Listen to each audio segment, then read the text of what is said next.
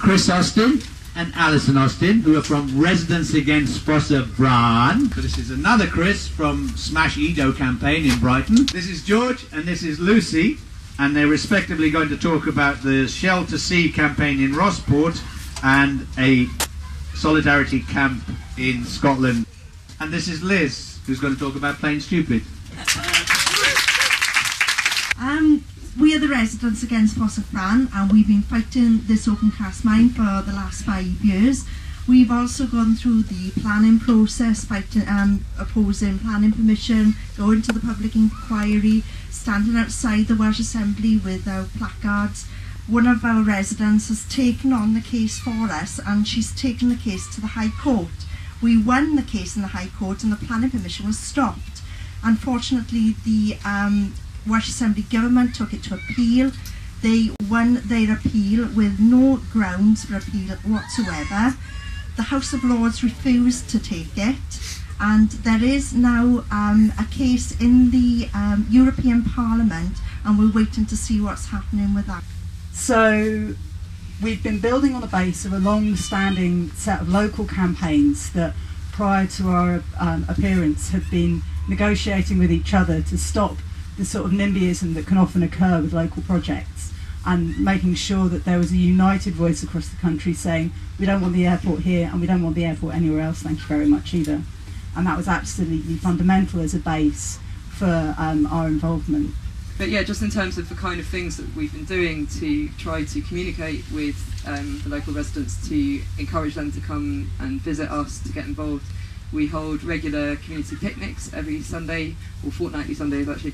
And we've had sort of 100, 150 people come to them and come and visit the site, find out what on earth's going on, have a cup of tea with us, realise that we're not all dreadlocked crazies. No, I'm sorry, I don't mean any of that. And we've had local support throughout the 5 years that we've been campaigning. We started by holding public meetings around Brighton. We've had lots of lots and lots of people in the community have been involved in the campaign over the years. There was a big meeting in which we asked the local campaign groups what they wanted to do next, and they said that we've had a long battle, we know it's going to be several years ahead, but we also know that we're being put under very heavy pressure by BAA. They're knocking on our doors, they're wanting to buy up our houses, they're intimidating us, and we'd like some backup, we'd like to be adopted.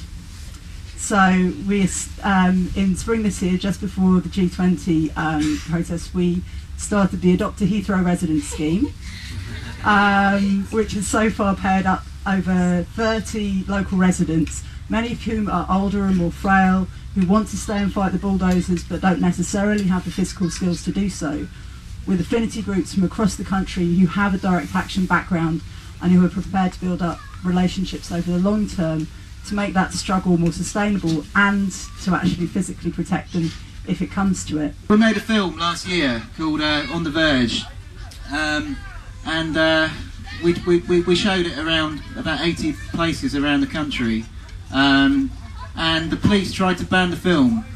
They cancelled scores of screenings, trying to say that the licences of venues weren't valid, or that pubs didn't have the entertainment licences to show the film. And they did this in venues all around the country, in places like Hereford, Bath, Southampton, Bristol. This was a joined-up police operation to try to stop a film about local campaigning getting shown. And this joined-up police operation completely failed. The fact that the police were saying that people couldn't come to see the film meant that people wanted to come and see it. We got national press coverage of the cat-handed police repression of the film.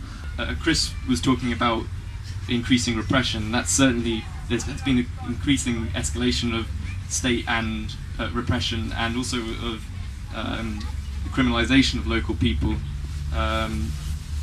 This summer, for example, Shell brought in the largest pipeline ship in the world in order to lay the offshore section of the pipe, and that led to an increase in 300 Gardaí, Irish police, in the local area. Willie Corduff was beaten very severely while protesting in front of at a truck that was trying to bring in materials to construct part of the causeway, which is part of the project. And later this summer, Pat O'Donnell, a local fisherman, had one of his boats sunk while he was out tending his crab pots. It was early in the morning, and he was surprised by 4 masked men who boarded his boat, held him in a wheelhouse, and they were armed, went below deck and scuttled his boat, sank it. And so people have seen this increasing escalation and have also made the comparison with what's happened in Nigeria, because this is very common. These kind of things are tactics that people have seen happen in Nigeria, where Shell also operates. So whenever we've encountered repression, we've talked about it, we've tried to get it in the press, and we've tried to call out to other activists around the country to come and support us. When ELO took out an injunction against us, we started a campaign to defy the injunction, and people from around the country came to support our demonstrations. Demonstrations snowballed, the resistance increased, the injunction failed, and our campaign was stronger. So, I mean, I think that's a lesson to be learned, that whenever you encounter repression, make a big noise about it, fight against it, don't keep quiet. The community in Douglas resisted through the normal procedures of objecting to the planning application, and the vast majority of the community objected, and their feelings were basically completely overwritten by Scottish Coal and the Scottish Government. I was talking to Pat O'Donnell, who's a local fisherman, and he sees this as a trend in terms of if this project is allowed to go ahead, then it sets a precedent in Ireland and around the world for multinational companies to ride roughshod over local people's rights to control their lives.